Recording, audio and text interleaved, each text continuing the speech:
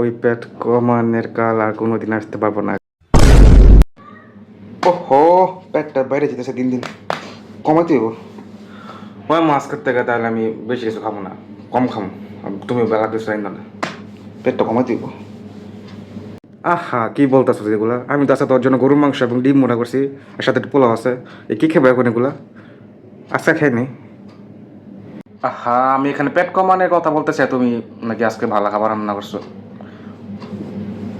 আচ্ছা তাহলে আজকেই নাকি খাইয়া কালকে পেট কমাই। আচ্ছা যেহেতু রান্না করে লাইছো, খাইয়া ফেলি। কালকে পেট কমানো সমস্যা নেই, একদিন আর কি আইব হইব। হ্যাঁ হ্যাঁ, কালকে পেট কমাইছে, আজকে রান্না করে ফেলছি। খাইয়া ফেলা না, সমস্যা কি? কালকে পেট কমাইছে।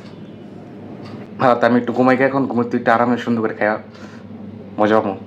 হ্যাঁ হ্যাঁ, যা ঘুমাই না, ঘুমাইতে উঠা খাইস আরামে, মজা পাবি।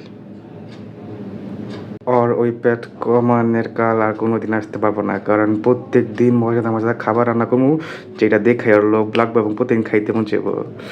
এতে হয় চিকন হইব না, আর ওই চিকন না হলে মানুষ বলবো সুস্থ এবং ভালো পরিবারের ছেলে, আর চিকন হয়ে গেলে মানুষ বলবো যে পাশে খাবার দেয় না, মা রান্না করে না, মা খাবার দেয় না। এটা হইতে দেওয়া যাবো না, এতদিন পারলে পুষছে বড় করছি, বাকি দিনও স্বাস্থ্যবান রাখা দায়িত্ব আমার। দেখি চান্দু তুমি কিভাবে চিকন হও।